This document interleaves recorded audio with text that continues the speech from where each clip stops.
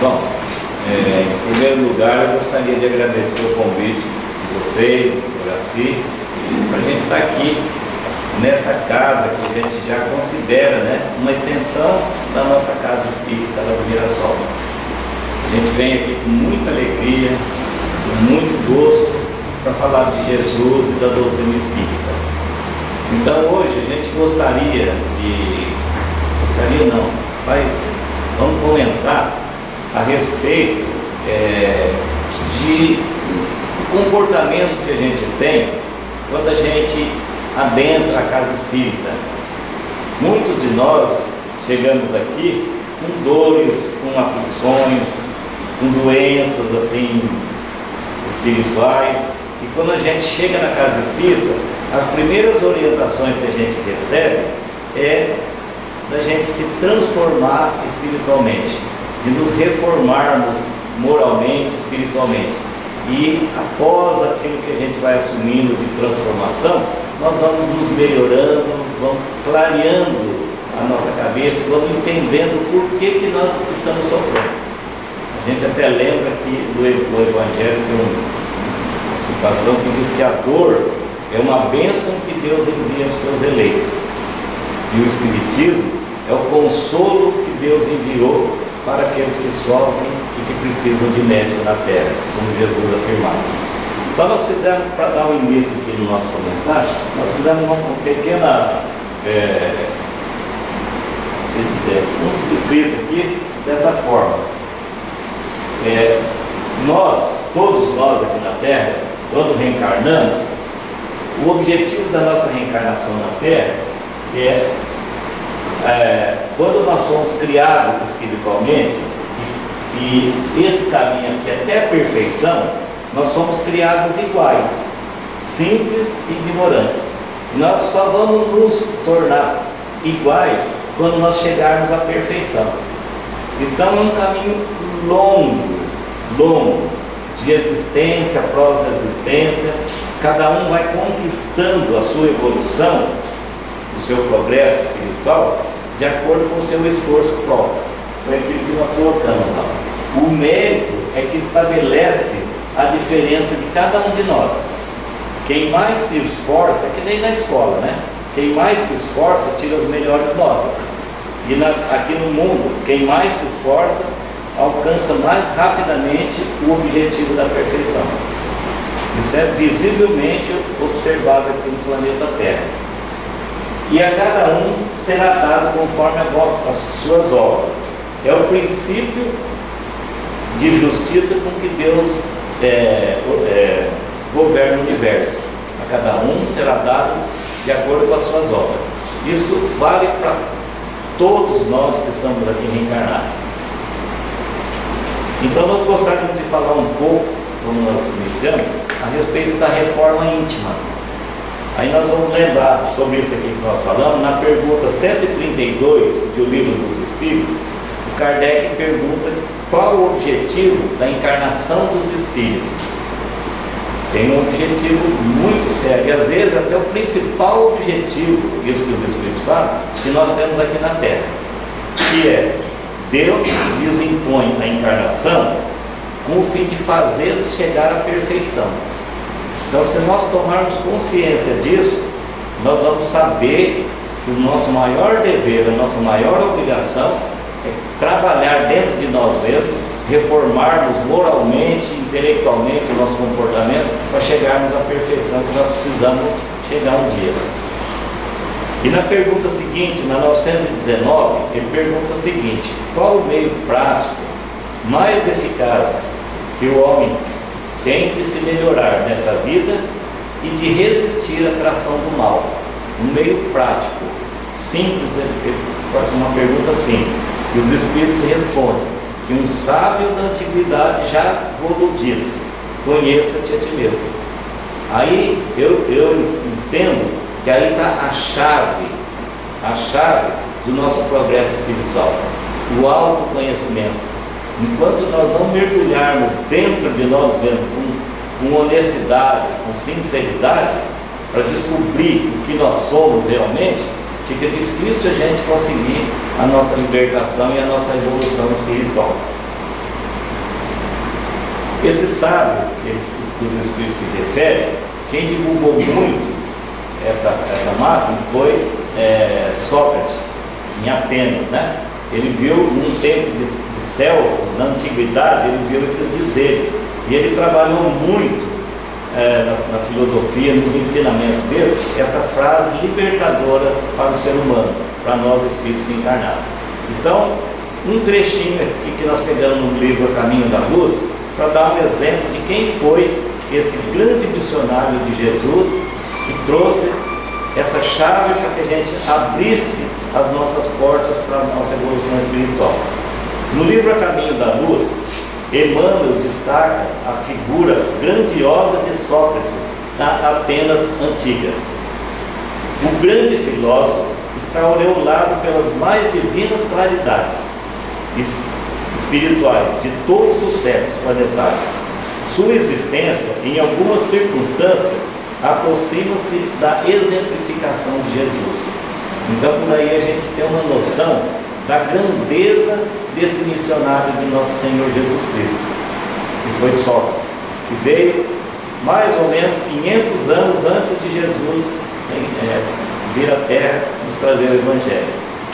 Só que Atenas, sendo na época considerada cérebro do mundo, a intelectualidade, os filósofos que viveram, que reencarnaram ali em Atenas, tinham um conhecimento vasto, né, de filosofias, de transformação humana, mas eles não suportaram a grande mensagem de Sócrates e conseguiram condenar Sócrates, levar ele aos tribunais, e os juízes condenaram Sócrates a ser morto, né, com a pena de tomar cicuta para morrer. Por quê?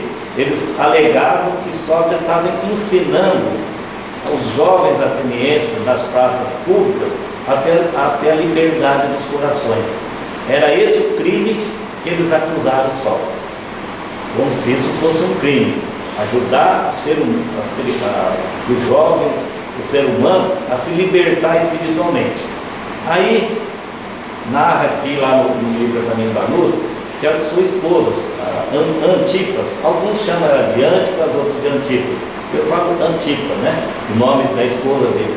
Ela chegou na prisão dando uma notícia angustiada, sofrendo por aquela notícia: Sócrates, os juízes te condenaram à morte. E Sócrates, com aquela serenidade do grande espírito de escola que ele era, falou: e que tem isso? Os juízes também estão condenados pela natureza, eles vão morrer também. Ela falou: mas não é justo, Sócrates. E ele responde com aquela serenidade daquela grande alma, né? Missionário do Cristo, né? Mensageiro do Cristo. E você gostaria que essa sentença fosse justa? Como se a dizer, essa injustiça é aparente, porque eu não estou, como assim dizer assim, que não era justa, mas eles estavam morrendo por uma causa justa, né? Deixando o mundo por uma causa justa. E aí, lá no Caminho da Luz, Emmanuel encerra essa lição dizendo assim: Senhor, o seu valoroso e resignado heroísmo, Sócrates abandona a terra, alçando-se de novo para os páramos constelados, onde o aguardava a bênção de Jesus. Então Sócrates deu essa alavancagem para a gente de entender que a gente precisa nos conhecer. A gente se torna especialista, às vezes, né, em conhecer o defeito dos nossos irmãos, em julgar os nossos irmãos, como se a gente já tivesse alcançado a perfeição. E esse conselho dos Espíritos de conhecer a nós mesmos muda, transforma a gente de dentro para fora, porque nós vamos conhecer o que realmente nós somos e ter mais aceitação, mais bondade para o comportamento dos nossos irmãos. E toda vez também que a gente estiver julgando o comportamento de um dos nossos irmãos, nós podemos ter certeza que nós já fizemos a mesma coisa no passado. Nós já vivemos milhares milhares de, centenas, milhares, sei lá quanto de reencarnação, para chegar no que nós somos hoje. Então, quando estivermos julgando alguém, podemos ter certeza que nós já fizemos isso no passado. Se hoje o Espiritismo nos ensina, nos esclarece, mas nós já fizemos. E ainda hoje reincidimos em muita imperfeição que precisamos modificar, né? Aí a pergunta seguinte, sequência dessa 919, a 919A, foi perguntada para os Espíritos: conhecemos toda a sabedoria desta máxima, conheça-te a ti mesmo. A dificuldade está precisamente em cada um conhecer-se a si mesmo. Qual o meio de conseguir conhecer a nós mesmos? Aí vem uma resposta de Santo Agostinho, linda, profundamente esclarecedora. Ela é comprida, nós tiramos só um trechinho para a gente refletir a respeito disso, principalmente nas nossas noites, quando vamos deitar, lembrar de Santo Agostinho nesse conselho. Ele fala assim: fazei o que eu fazia quando vivi na terra.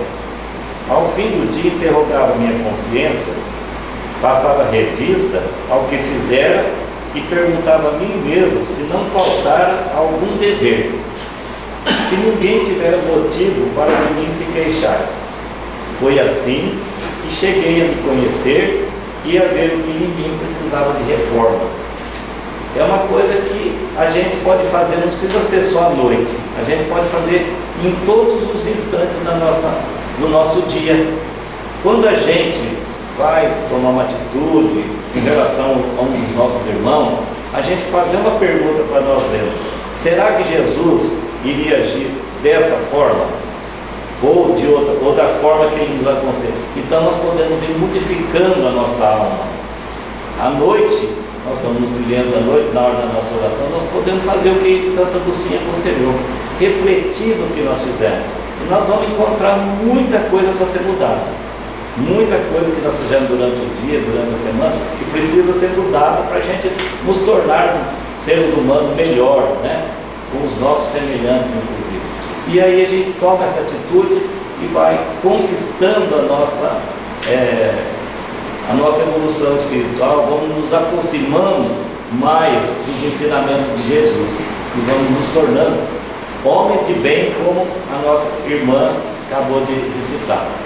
Homens de bem. Aí é só a gente ler no Evangelho o que significa ser um homem de bem, que nós vamos encontrar todo o caminho que nós precisamos trilhar para que a gente se transforme.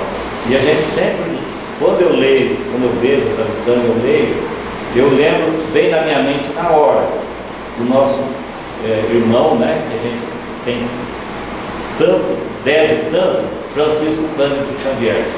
Você lê o homem de bem no Evangelho e lembra do Chico Xavier, parece que está falando do mesmo homem. E o exemplo que ele deu de cristão que ele foi, né? E que é, só que no mundo espiritual hoje, né? Aí tem um trechinho aqui que eu também separei dessa lição do homem de bem, para também a gente refletir sobre isso, né?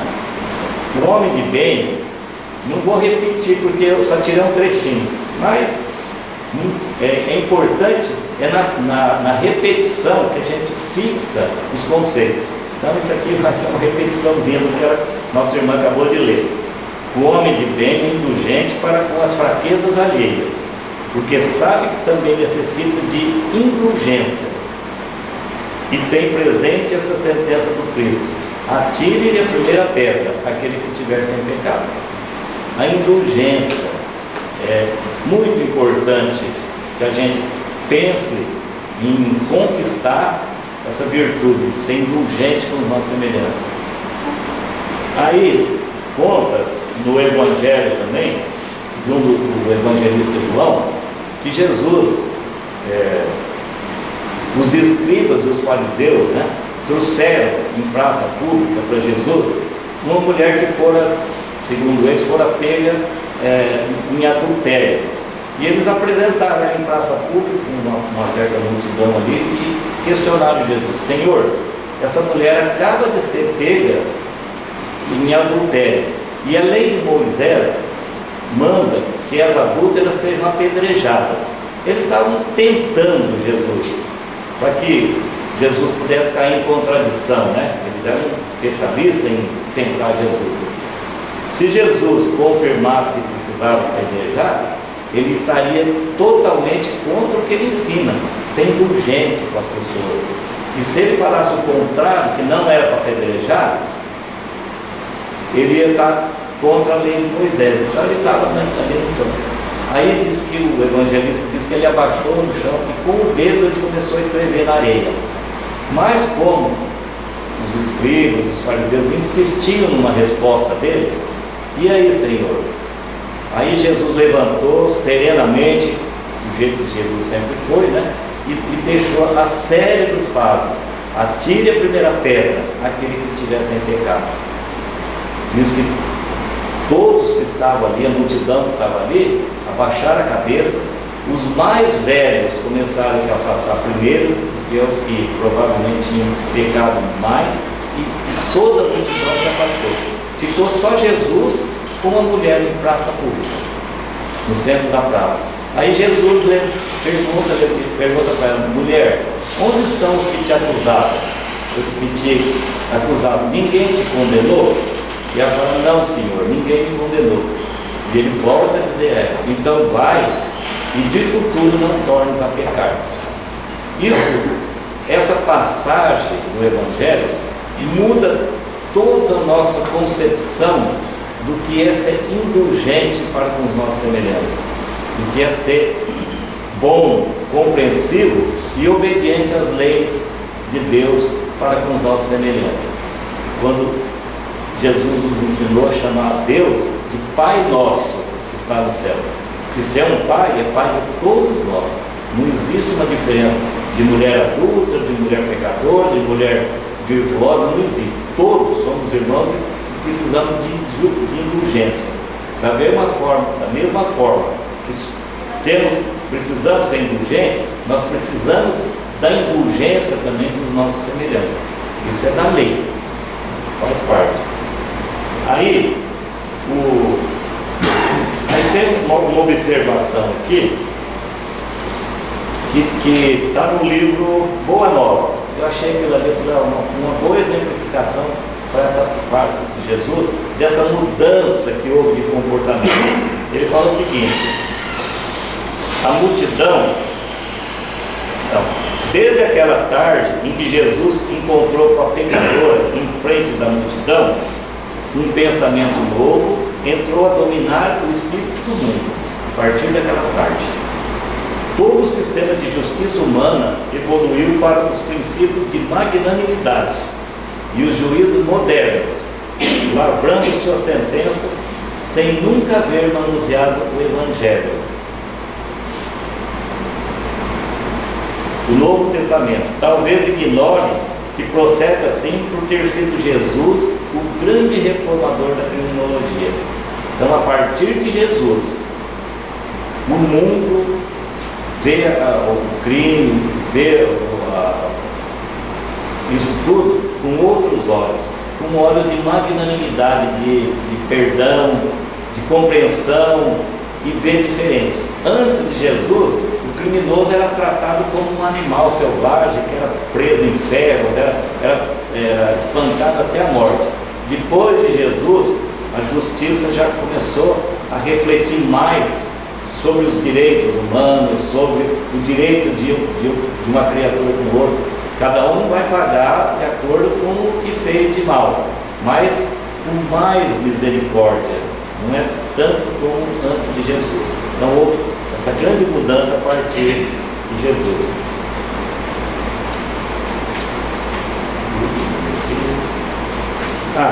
Então, no livro Cartas e Crônicas, Humberto de Campos, ele conta que quando Allan Kardec reuniu os textos que ia publicar no Livro dos Espíritos, né? Certa noite em desdobramento, Kardec em desdobramento identificou um enviado de planos sublimes que transportava plano sublime, que o levou a uma região escura, uma região difícil, onde havia ali centenas e milhares de espíritos em sofrimento, com gritos de cóleras, blasfêmias e gargalhadas de loucura. Kardec ficou atônito, assustado de ver aquela situação daqueles espíritos em tanto sofrimento, em tanta dor. E aí ele pergunta para o mensageiro divino: jazem aqui os crucificadores de Jesus? Nenhum deles informou o guia solícito, conquanto responsáveis desconheciam na essência o mal que praticavam. O próprio mestre auxiliou-os a se desembaraçarem do remorso, encaminhando-os a novas reencarnações de resgate perante a lei.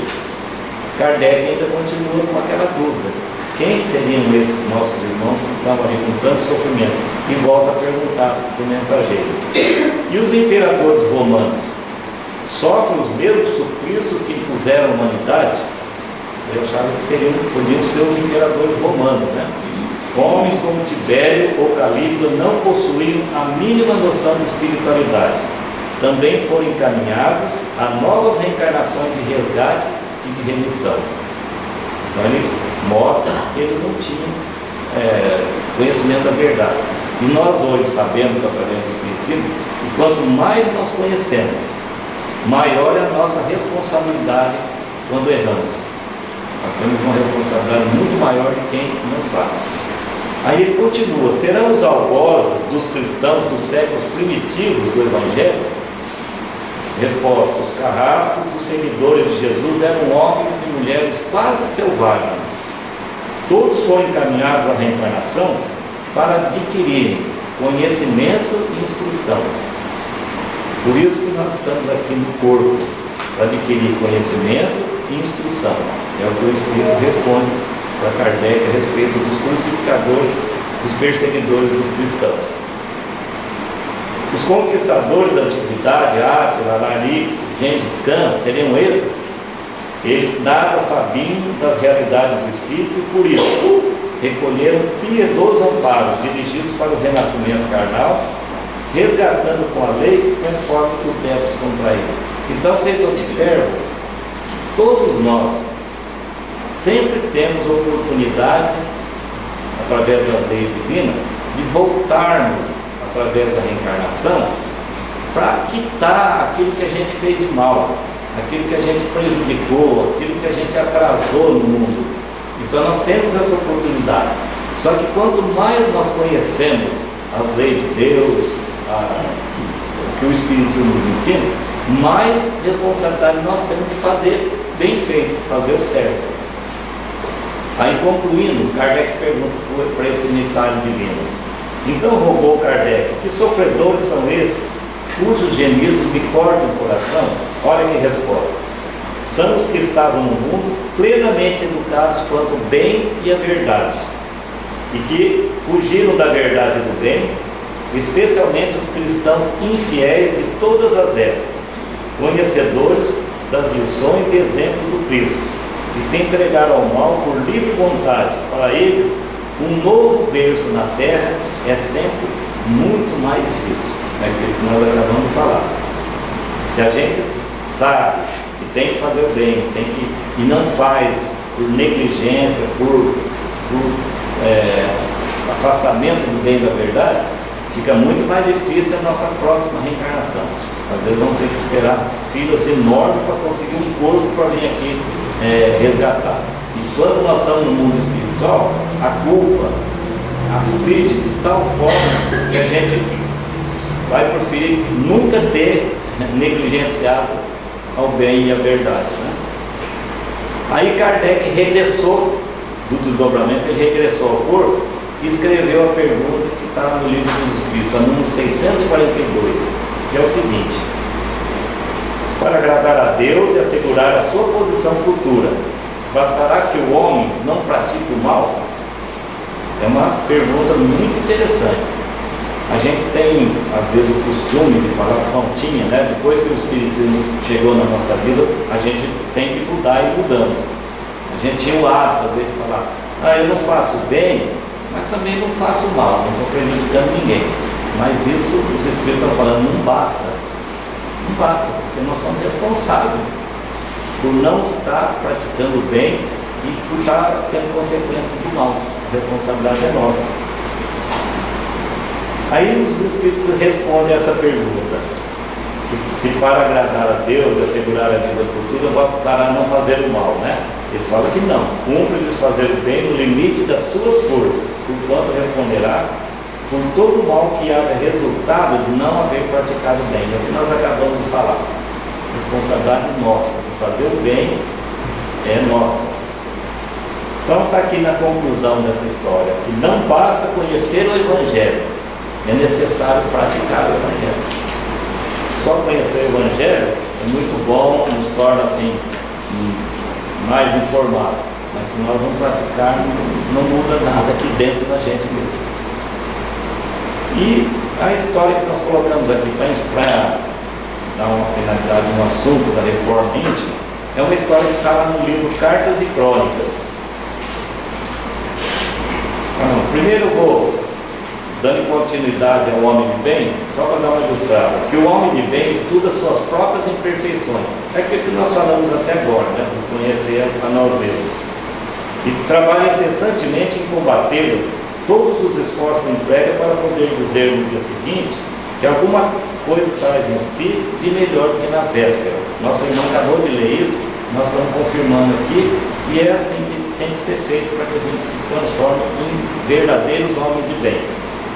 Então o irmão X, ele conta no livro Cartas e Crônicas, após uma reunião que eles tiveram no mundo espiritual, tratando do assunto beneficência, ele foi procurado por um outro companheiro de lá, com o nome de Belarmino Bicas, e pede para ele se ele poderia escrever alguma coisa para os encarnados na Terra, porque ele sabia que o irmão X tinha esse acesso a nós outros através da mediunidade de Chico Xavier, né? Para que a gente pudesse ter informação da história dele, do irmão Belarmino Bicas.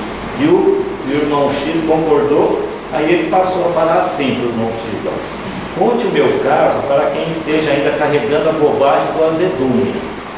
Fale do perigo das zangas sistemáticas e insista na paciência, na necessidade da tolerância, da paciência, da serenidade, do perdão. Explique ao pessoal na Terra que mau humor também mata. Isso nos dias atuais a gente precisa refletir muito sobre isso, né? Sempre foi assim. Aí o irmão X disse que ele passou para ele uma ficha para que o irmão X pudesse passar para nós aqui na Terra e nos informar. Estava escrito assim: Belarmino Bicas desencarnou com 58 anos, após 20 anos de convicção espírita.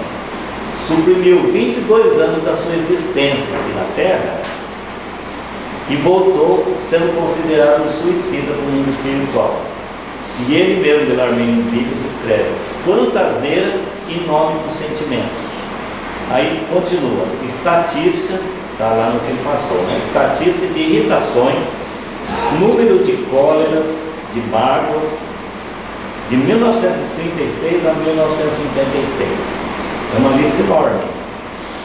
Vou ler só um pouquinho aqui, só para a gente refletir no nosso comportamento no dia a dia. Como é que a gente pode refletir e modificar muita coisa no nosso dia a dia. Não precisamos nem esperar chegar à noite, como aconselha Santo Agostinho, para fazer reflexão. Nós podemos ir refletindo durante as nossas experiências do dia a dia. Aí nessa lista, ele até numerou quantas vezes ele ficou encolerizado, ficou ruim dessa forma, que provocou esse suicídio dele. Porque isso é o que leva muitos de nós, essas irritações, essa impaciência, leva a gente aos consultórios psiquiátricos, leva a gente às doenças espirituais. E nós podemos evitar.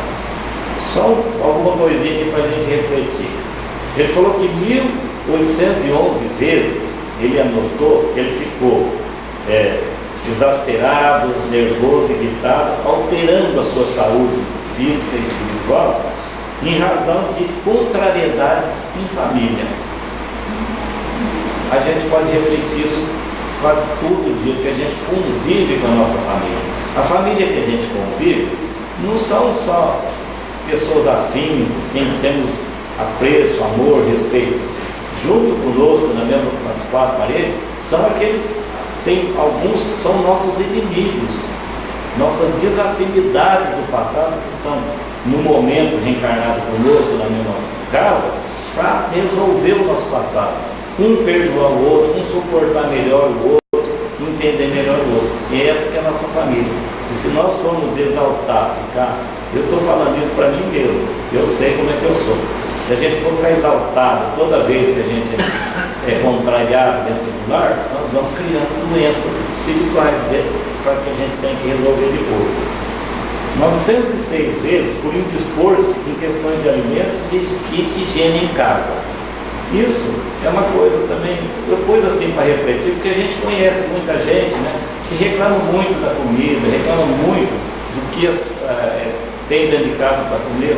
A gente precisa ter um pouco mais de entendimento e ver que isso não leva a nada. A gente tem que mudar o nosso nível de exigência com a nossa família, principalmente com as nossas esposas, nossas mães, que a gente exige muito, reclama demais do que elas fazem para a gente, né? E não retribui com o nosso próprio trabalho, né? 115 vezes por entrar em choque com o chefe de serviço.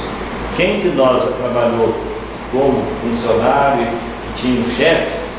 Eu mesmo reclamava demais. Então, nós podemos modificar isso também. Nós podemos entender melhor o nosso chefe, né? E trabalhar com mais calma, com mais compreensão dentro da gente, para o nosso próprio saúde espiritual. Eu tive um chefe durante 17 anos. Então eu tenho noção disso aí. Eu reclamava muito.